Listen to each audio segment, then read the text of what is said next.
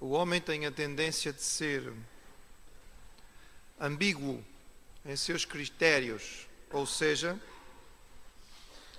tanto é capaz de pensar uma coisa quanto outra. É muito comum nós vermos o homem se insurgindo contra o mal, fica muito zangado, clama por justiça, mas depois, quando chega a hora da punição, é capaz de vermos a mesma pessoa em dúvida. E por vezes até reclamar da punição que foi aplicada. A maldade de Sodoma e Gomorra tornou-se lendária e ela é punida pelo Senhor de modo exemplar. Mas aqueles que querem negar a palavra de Deus questionam o que ali sucedeu, põem em causa até a existência daquilo que foi feito e duvidam de que possa ter existido algo semelhante, dizendo que aquilo que a história bíblica nos conta é apenas um mito. Mas o texto bíblico, as evidências históricas e científicas deixam claro que aquilo que a palavra do Senhor nos conta realmente aconteceu. Nós vimos na semana passada o início deste episódio com o capítulo 18 de Gênesis. Hoje nós continuamos com a segunda parte do episódio no capítulo 19. E nós vamos ler a primeira parte do capítulo. Peço aos irmãos que mantenham as suas Bíblias abertas. Vamos ler inicialmente até o verso 23 e depois leremos a última parte. Diz assim, Gênesis 19. E vieram os dois anjos que tinham visitado Abraão, a Sodoma à tarde, e estava Ló assentado à porta de Sodoma, e vendo-os, Ló levantou-se ao seu encontro e inclinou-se com o rosto em terra. E disse, eis agora, meus senhores, entrai, peço-vos, em casa de vosso servo e passai nela à noite, e lavai os vossos pés, e de madrugada vos levantareis e ireis vosso caminho. E eles disseram, não, antes na rua passaremos a noite. E porfiou com eles muito, e vieram com ele, e entraram em sua casa, e fez-lhes banquete, e cozeu bolos sem levedura, e comeram. Antes que se deitassem, cercaram a casa os varões daquela cidade, os varões de Sodoma, desde o moço até ao velho, todo o povo de todos os bairros. E chamaram a Ló e disseram, onde estão os varões que a ti vieram esta noite? Traze-os fora a nós, para que os conheçamos. Então saiu Ló a eles à porta, e fechou a porta atrás de si e disse, meus irmãos, rogo-vos que não façais mal. Eis aqui 2 filhas tenho, que ainda não conheceram varão. Fora vou-las trarei, e fareis delas como bom for aos vossos olhos. Somente nada façais a estes varões, porque por isso vieram à sombra do meu telhado. Eles, porém, disseram, sai daí. Disseram mais, como estrangeiro este indivíduo veio habitar aqui e quereria ser juiz em tudo. Agora te faremos mais mal a ti do que a eles. E arremessaram-se sobre o varão, sobre Ló, e aproximaram-se para arrombar a porta. Aqueles varões, porém, estenderam a sua mão, fizeram entrar a Ló consigo na casa e fecharam a porta. E feriram de cegueira os varões que estavam à porta da casa, desde o menor até ao maior, de maneira que se cansaram de achar a porta. Então disseram aqueles varões a Ló, tens alguém mais aqui? Teu genro e teus filhos e tuas filhas e todos quantos tens nessa cidade, tira-os fora deste lugar. Porque nós vamos destruir este lugar, porque o seu clamor tem engrossado diante da face do Senhor, e o Senhor nos enviou a destruí-lo. Então saiu Ló, e falou a seus genros, e aos que haviam de tomar as suas filhas, e disse, levantai-vos, saí deste lugar, porque o Senhor há de destruir a cidade. Foi tido, porém, por zombador aos olhos dos seus genros. E ao amanhecer, os anjos apertaram com Ló e disseram, levanta-te, toma a tua mulher e as tuas 2 filhas que aqui sobraram, para que não pareças na injustiça desta cidade. Ele, porém, demorava-se. E aqueles varões lhe pegaram pela mão, e pela mão da sua mulher, e pela mão de suas 2 filhas, e sendo-lhe o Senhor misericordioso, tiraram-no e puseram-no fora da cidade. E aconteceu que, tirando-os fora, disse, escapa-te por tua vida, não olhes para trás de ti, não pares em toda a campina, escapa lá para o monte para que não pereças. E Ló disse, assim não, Senhor, eis que agora o teu servo tem achado graça aos teus olhos e engrandeceste a tua misericórdia que a mim me fizeste para guardar a minha alma em vida. Mas não posso escapar no monte, pois que tenho medo que me apanhe este mal e eu morra. Eis agora aquela cidade está perto para fugir para lá e é pequena. Ora, para ali me escaparei, não é pequena, para que a minha alma viva. E disse-lhe, eis aqui tenho aceitado também neste negócio, para não derribar esta cidade de que falaste. Apressa-te, escapa-te para ali, porque nada poderei fazer enquanto não tiveres ali chegado. Por isso se chamou o nome daquela cidade, Zoar. Saiu o sol sobre a terra quando Ló entrou em Zoar. Os irmãos mantêm a Bíblia aberta, nós já vamos ler o resto da história. Vamos olhar primeiro para estes versículos iniciais. A história que nós lemos aqui, irmãos, continua a mostrar-nos uma diferença marcante entre Abraão e Ló. Se os irmãos olharem para os dois episódios, o do capítulo 18 e o do capítulo 19, a diferença entre os dois é significativa. Abraão recebe a visita dos anjos e do Senhor. O Senhor Deus apresenta-se de uma forma especial a Abraão. Ló só recebe a visita de anjos. Abraão, quando percebe os visitantes que vêm para visitá-lo, diz o texto bíblico que ele corre para encontrá-los. Ló limita-se a se levantar do sítio onde estava sentado. Abraão está à frente da sua própria tenda. É a sua terrinha, é a sua vida nómade. Ló está na frente de uma cidade abastada e rica. É o confronto entre o nómade e o sedentário, sendo que o texto de Gênesis parece-nos dizer sempre que o nómade tem um tipo de vida que é mais dependente de Deus, enquanto que o sedentário parece que confia na segurança que a cidade pode lhe dar. Os anjos aceitam imediatamente a hospedagem proposta por Abraão. Não discutem. Já com Ló, eles resistem. É preciso Ló discutir bastante para eles aceitarem entrar na casa dele. Como se entrar na casa de Abraão fosse tranquilo para eles, mas entrar na de Ló representasse alguma dificuldade. Abraão oferece um banquete, e o texto bíblico diz-nos todos os aspectos do banquete. Mas quando fala sobre o banquete que Ló ofereceu, apenas menciona pão sem fermento, o que não é propriamente um grande banquete. E pão sem fermento é feito à pressa. Portanto, há uma diferença aqui significativa entre aquilo que foi oferecido. Abraão intercede pelo mal das cidades. Ele clama e ele pede e ele discute com Deus para que poupe as duas cidades. Em momento algum, Ló faz este pedido. Ele parece que só está preocupado com uma coisa: as suas riquezas, a sua casa rica e as suas posses. Abraão sabe quando falar e sabe quando calar-se. Mas Ló parece essencialmente indeciso nesta história. Quando Abraão tem a capacidade de falar de forma séria, até com Deus, Ló, quando vai conversar com os seus genros, é tido por tolo. Riem da cara dele, fazem troça e zombaria. Há uma diferença muito significativa entre os dois.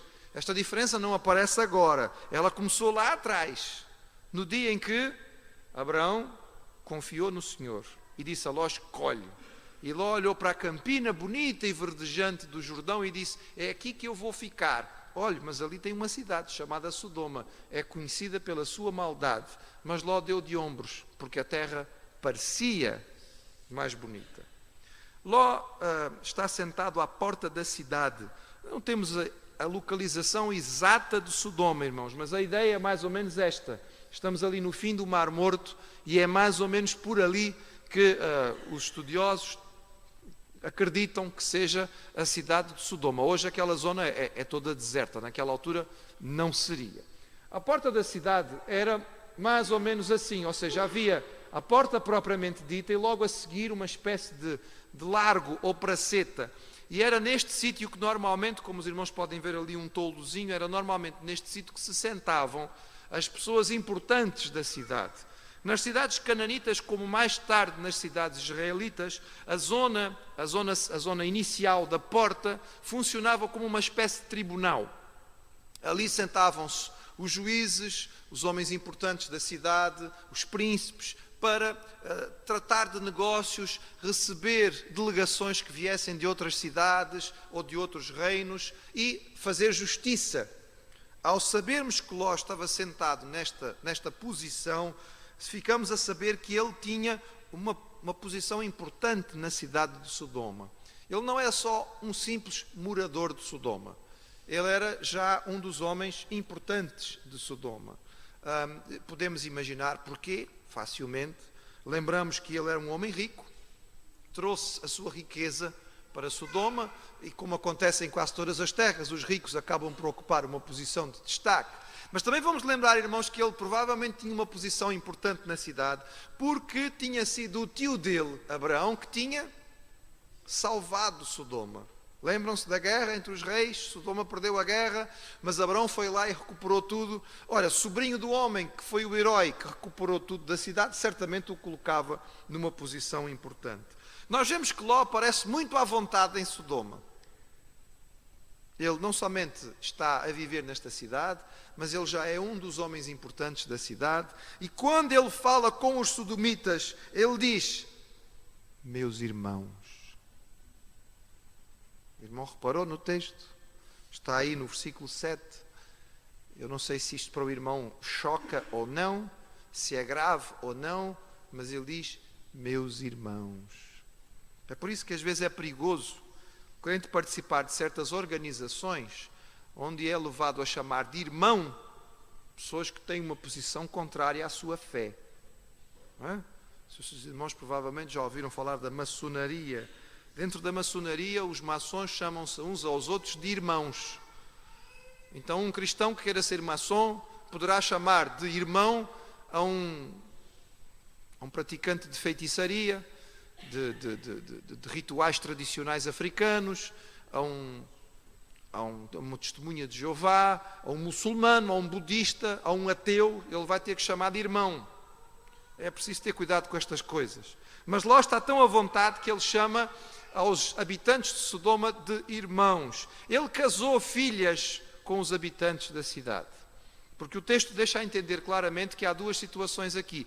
Há filhas de Ló que são casadas com homens de Sodoma e há duas filhas que ainda não são casadas, mas que teriam já algum tipo de arranjo para o casamento. Ou seja, nós vamos perceber que este homem está muito à vontade. Ele foi absorvido pela cidade de Sodoma. E é grave porque ele não somente vai perder tudo o que tem, mas inclusive as suas duas filhas, porque os genros não vão aceitar sair da cidade. Não sei se chama a atenção dos irmãos este pormenor ou não. Ló era um dos líderes políticos da cidade de Sodoma, mas o fato de um crente fazer parte desta liderança não mudou o pecado da cidade. Eu não estou a dizer, irmãos, que os crentes não devem se envolver em política. Nem estou a dizer que os crentes não podem eventualmente ser chamados para ocupar uma posição importante na sociedade. Estou a dizer que não é tão simples assim. Ló faz parte da liderança desta cidade. Ela continua a ser uma cidade maligna e que precisa ser destruída pelo Senhor. A hospitalidade que Ló mostra neste episódio, e que para nós pode parecer um pouco chocante, ela é muito clara. Fazia parte daquilo que era a regra no Médio Oriente. Ele insiste com estes homens para que entrem na casa dele. Eu disse aos irmãos na semana passada que havia dois momentos fulcrais em que a hospitalidade devia ser dada: na hora do calor máximo do dia e depois ao início da noite, que é o caso aqui, para que o visitante não fique ao relento. Ficar aqui na rua ou na praça da cidade não era, numa cidade como Sodoma, não era nenhum absurdo. Mas Ló sabe como é que são os habitantes de Sodoma. E é por isso que ele diz a estes dois varões, estes dois anjos, imagino eu que apesar de terem aspecto humano, devia ter um aspecto agradável, bonito. Ele diz a estes dois varões que eles não podem ficar na rua. Sodoma não é uma cidade onde possa-se ficar na rua depois de escurecer. Ele insiste para que eles vão para a casa dele. O texto, irmãos, deixa bem claro a maldade de Sodoma. Há um cuidado do autor de deixar especificado com insistência a generalidade do mal. Não sei se o irmão percebeu no versículo 6, mas o autor insiste para que nós percebamos que toda a gente está envolvida. Na nossa versão, na versão que nós lemos, na tradução de Almeida Corrigida, diz assim: à noite, os varões de Sodoma, desde o moço até ao velho, todo o povo de todos os bairros. Não foi meia dúzia, era a generalidade. Ele dá a entender que os homens da cidade estavam de tal maneira dominados por esta luxúria que eles vão em peso. É uma multidão que cerca a casa de Ló nesta ocasião. Alguns comentaristas e alguns estudiosos, para ser politicamente corretos, tentam escapar daquilo que é evidente neste texto, de que o pecado de Sodoma seria a homossexualidade. Eles dizem que a palavra conhecer no hebraico é usada para falar sobre travar conhecimento social. E realmente a maior parte das vezes que a palavra em hebraico conhecer, que está aqui, aparece no Antigo Testamento, aparece para falar sobre conhecimento social. Algumas vezes ela é usada para falar sobre relações físicas. E praticamente todas as vezes que ela é utilizada neste sentido é no livro de Gênesis. Começa lá no princípio, quando o autor de Gênesis diz que Adão conheceu a Eva. Quer dizer, ele conheceu Eva bastante tempo depois de já estar casado com ela, que demorou para conhecer. Mas pronto, um dia ele conheceu a Eva e por consequência deste conhecimento, ela teve um filho. Acho que não é preciso ser grande gênio para perceber então que neste sentido a palavra conhecer tem este significado. É só olhar para o texto, irmãos, e ver aquilo que está a acontecer. Quando eles pedem para trazer os moços para fora, para os conhecer, eles não estão a querer bater papo com eles, não querem, não é, dar um chazinho e conversar como é que é a terra de onde eles vêm. É por isso que Ló diz, não façais mal. E depois ele continua e usa o mesmo verbo no versículo 8 e diz, eis aqui as minhas duas filhas que não conhecem varão. Será que elas tinham sido criadas sem nunca conhecer nenhum homem? Evidentemente não conheciam do ponto de vista físico. Podem tentar transformar esse texto como quiserem, irmãos. O texto é muito claro. O pecado de Sodoma era a homossexualidade. Estes homens eram de tal maneira dominados pela luxúria homossexual que a ideia de personagens novos na cidade os atraiu em floco à casa de Ló. E eles estão prontos a arrombar a casa se for preciso, eles vão fazer aquilo que lhes apetece à força. A defesa de Ló parece-nos extrema, não é? Quando ele chega ao ponto de oferecer as suas duas filhas, ainda virgens, é pesada esta colocação, só nos mostra até onde estava disposto a ir na sua hospitalidade o homem do Oriente. Isto é compatível com o costume da época. Ele teria primeiro que morrer antes de permitir que alguém fizesse mal à pessoa que tinha entrado debaixo do seu teto e que tinha comido do seu sal. Era a expressão que se usava na época. E é por isso que ele faz tudo isto. É muito interessante notar, irmãos, que os mesmos anjos que Ló tenta defender é que vão ter que defender a Ló. Quantas vezes nós queremos ajudar ao Senhor? Bem, ele tenta defender os anjos e os anjos é que vão ter que salvá-lo.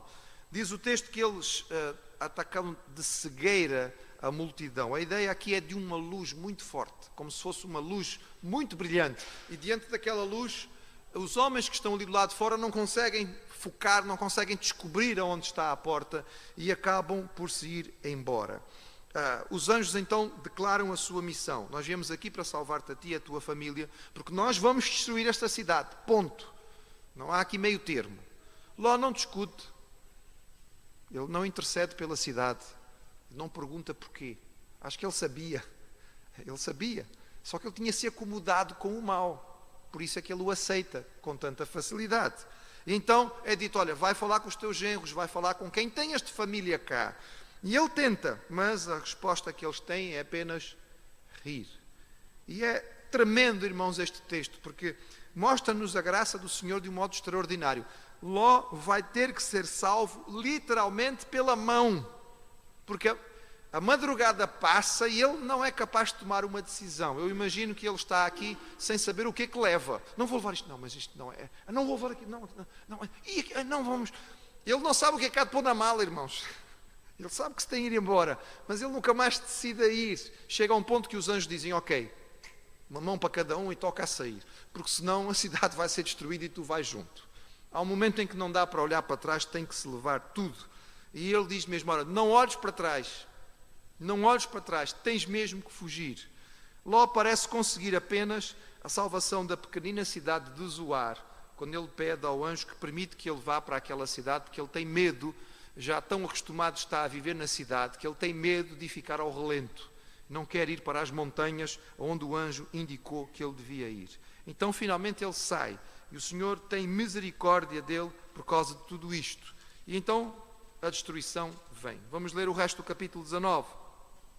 Diz assim: Então o Senhor fez chover enxofre e fogo do Senhor desde os céus sobre Sodoma e Gomorra, e derribou aquelas cidades e toda aquela campina e todos os moradores daquelas cidades e o que nascia na terra.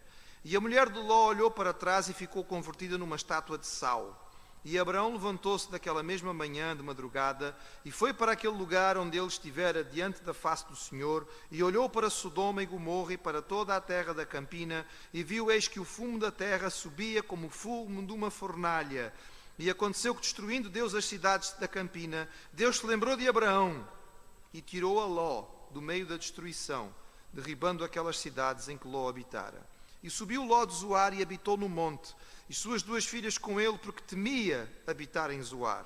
E habitou numa caverna ele e as suas duas filhas, e a primogênita disse à menor: Nosso pai é já velho, não há varão na terra que entre a nós, segundo o costume de toda a terra. Vem, demos a beber vinho ao nosso pai, e deitemo-nos com ele, para que em vida conservemos semente do nosso pai. E deram a beber vinho a seu pai naquela noite, e veio a primogênita e deitou-se com seu pai, e não sentiu ele quando ela se deitou, nem quando se levantou. E sucedeu que no outro dia a primogênita disse à menor: Vês aqui, eu já tenho a noite, me deitei com o meu pai. Demos-lhe a beber vinho também esta noite, e então tu entra, deita-te com ele, para que em vida conservemos semente do nosso pai. E deram a beber vinho a seu pai também naquela noite, e levantou-se a menor e deitou-se com ele, e não sentiu ele quando ela se deitou, nem quando se levantou, e conceberam as duas filhas de Ló, seu pai. E teve a primogênita um filho, e chamou o seu nome Moabe, e este é o pai dos moabitas até o dia de hoje. E a menor também teve um filho, e chamou o seu nome Ben-Ami, este é o pai dos filhos de Amon, até o dia de hoje. A destruição de Sodoma é entendida de muitas maneiras. Os estudiosos acreditam que pode ter havido um grande terremoto, que pode ter sido uma explosão vulcânica, que pode ter sido uma tempestade elétrica que incendiou a grande quantidade de poços de betume e de alcatrão que haviam na região. Existe também uma outra possibilidade muito interessante, descoberta por alguns arqueólogos há uns anos atrás. Eles acharam esta peça, irmãos, já há muito tempo, e durante muitos anos não conseguiram decifrá-la. Esta é uma estela de barro com registro das estrelas, e que foi encontrada na Suméria, na Mesopotâmia, porque os mesopotâmios eram especialistas nisto. Há cerca de alguns anos atrás, cerca de 10 anos atrás, alguns especialistas finalmente conseguiram fazer a identificação do que esta estela dizia. Ela é o registro de um mapa das estrelas numa certa noite, em que aqueles astrólogos, aqueles homens que estavam a estudar os astros, viram passar um astro, um meteoro, em direção à Terra, em alta velocidade e muito baixo. Os estudiosos, mediante várias técnicas, diante daquilo que tinham em frente, conseguiram identificar a época em que isto tinha acontecido, que equivale à época da vida de Abraão. E também conseguiram identificar pela trajetória que foi identificada no céu, que os astrólogos daquela altura registraram, que este meteoro seria muito grande e teria caído e chocado com a Terra mais ou menos na região da Palestina. Surgiu a possibilidade, não temos a certeza, irmãos, de que estamos a ver aqui uma descrição daquilo que teria sido o meteoro que, ao se desintegrar e cair sobre a zona de Sodoma e Gomorra, representou o que o texto fala aqui sobre uma chuva de fogo e enxofre. Se um meteoro grande estiver vindo sobre a Terra, ao se aproximar da atmosfera, ele se desintegra. E o que ele transforma-se é numa chuva de pequenos pedaços que, ao chegarem àquela zona que era cheia de poços de betume, de alcatrão, tivesse incendiado e desta maneira destruído completamente aquela zona. A destruição é tão grande, irmãos, tão grande, que nunca mais foi possível nada crescer naquela zona. Seja qual for a forma de destruição, o relato bíblico nos diz que estas cidades de porte significativo, que a arqueologia já encontrou vestígios naquela zona, foram destruídas para além de qualquer possibilidade. O texto nos diz que a mulher de Ló olhou para trás e ficou transformada numa estátua de sal. É interessante, irmãos, esta zona tem enxofre como em nenhum outro lugar do mundo. Aquela bolinha que os irmãos estão a ver ali é uma bola de enxofre branco. O único lugar do mundo em que o enxofre tem esta cor é naquela região. Em todos os outros lugares do mundo o enxofre tem uma cor amarelada. A única zona do mundo em que se encontra este tipo de enxofre altamente purificado é aquela zona do Mar Morto, onde se crê que eram as cidades de Sodoma e Gomorra, fazia parte da sua destruição. Esta imagem mostra aquilo que caracteristicamente é conhecida como a estátua da mulher de Ló. É claro que isto é apenas uma curiosidade local. Esta estátua é apenas uma formação rochosa, mas ela está na região. Aquela região é cheia de estátuas de sal, como estas e muitas outras. É uma zona extremamente salina. Quem já esteve no Mar Morto sabe que o Mar Morto tem uma quantidade de sal 10 vezes superior à água salgada de qualquer outro mar. Por isso é que se pode literalmente sentar quase que no Mar Morto para ler livros. Os irmãos perguntam que nós temos aqui na igreja viajantes internacionais que já lá estiveram. Uma das possibilidades do que aconteceu com a mulher de Ló é que ao virar-se para trás ela tivesse caído ou tropeçado, ou simplesmente o virar para trás pudesse representar mais do que apenas virar-se. Ela está presa às suas coisas. Quem sabe se ela não tenta voltar para salvar alguma delas. De alguma maneira ela é apanhada pela destruição. Algo parecido com o que aconteceu com ela poderia ser, por exemplo, o que aconteceu em Pompeia, onde a destruição foi tão rápida e tão depressa que as pessoas que foram apanhadas em Pompeia ficaram assim. Parecem estátuas, não é? Isto são restos, há muitos destes em Pompeia, foram apanhados pela avalanche, digamos, da incandescente, não somente da lava que veio, mas da própria cinza que queimava e que transformava quase que imediatamente as pessoas em estátuas. Enfim, algo semelhante com isto poderá ter acontecido. Este relato termina muito triste, irmãos, mas com bastante semelhança, se os irmãos prestarem atenção, ao relato do dilúvio. Reparem, há maldade generalizada, como no dilúvio, e o Senhor decide que tem que destruir, porque tem que destruir, não há hipótese de escapatória. No dilúvio a destruição é feita com água, aqui ela é feita com fogo e enxofre. Mas há a salvação de uma família, assim como no dilúvio. A família de um justo, ele e os seus familiares são salvos. Aqui também, um justo e os seus familiares são salvos. Logo após isto, nós temos um episódio de embriaguez. Lembram-se que Noé ficou embriagado e o seu filho portou-se mal, independentemente do que ele tenha feito. E aqui também, o justo vai se embriagar e as suas filhas vão se portar mal. Há aqui algumas desculpas. Há quem diga que as moças pensaram que eram as únicas sobreviventes do planeta.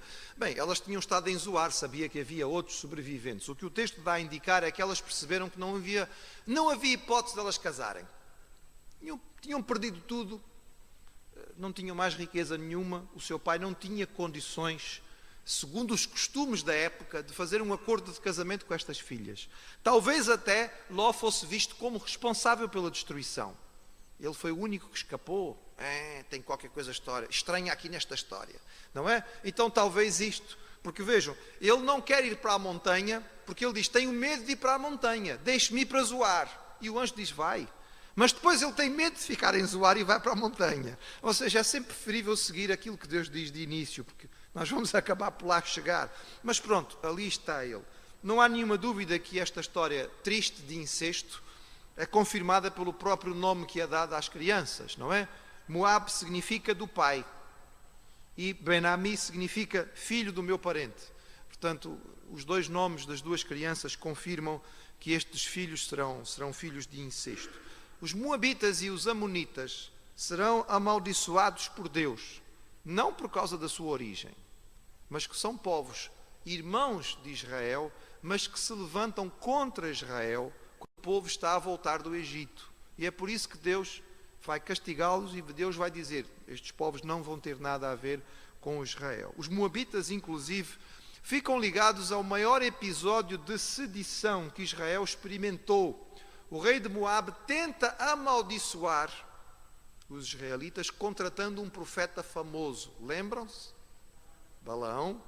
Não consegue, porque Deus não permite que Balaão dê uma maldição sobre o povo de Israel, mas no fim da história Balaão dá uma outra sugestão ao rei de Moabe e diz: usem as vossas moças, as vossas raparigas, seduzam os israelitas. É um povo simples que está aí no deserto, cansados, as suas mulheres deles andam aí no deserto há não sei quantos anos, as moabitas vão calhar mesmo bem. E realmente é o que acontece. Há uma grande sedução com os cultos moabitas, que eram cultos de fertilidade ligados ao paganismo, e um grande número de israelitas vai morrer no episódio conhecido como Baal Peor. Portanto, os moabitas e os amonitas não ficam bem nesta história. Mas, para os irmãos não dizerem que estamos a terminar negativamente, deixa terminar com uma nota positiva, irmãos. A misericórdia do Senhor é tão grande, a graça de Deus é tão grande, que há uma moabita e uma amonita na genealogia do Salvador. E os irmãos vão dizer: pastor, não pode ser, onde é que a gente vai encontrar isto? Não dá certo, não bate. Bem, a moabita, toda a gente sabe quem é. A moabita é Ruth. Temos um livro inteiro na Bíblia para falar a história dela, não é? Sabemos que era uma moabita que aceita o Deus de Israel, que se liga de tal maneira à sua sogra Noemi, que vai para Israel viver como uma judia e vai ser integrada e abençoada por Deus. E a amonita? Bem, irmãos, vamos lá. Primeiro livro de Reis, capítulo 14. Os irmãos vão ver como está aí. Primeiro livro de Reis, capítulo 14. Temos a dinastia davídica. E no versículo 21 diz assim. 1 Reis 14, 21. E Roboão, filho de Salomão, reinava em Judá.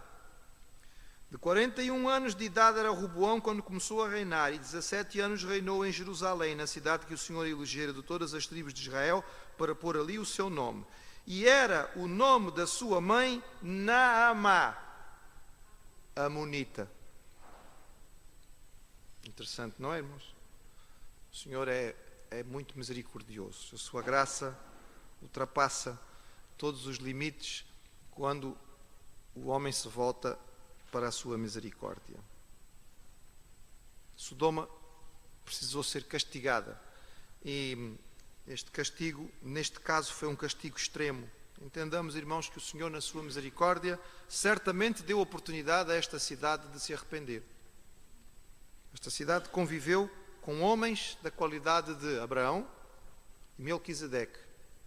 E, no entretanto, não ouviu o recado do Senhor, não aceitou a sua voz. Que nós sejamos achados entre aqueles que não precisam de uma disciplina tão severa, mas somos atentos à palavra e a aceitamos, porque nós precisamos dela para viver.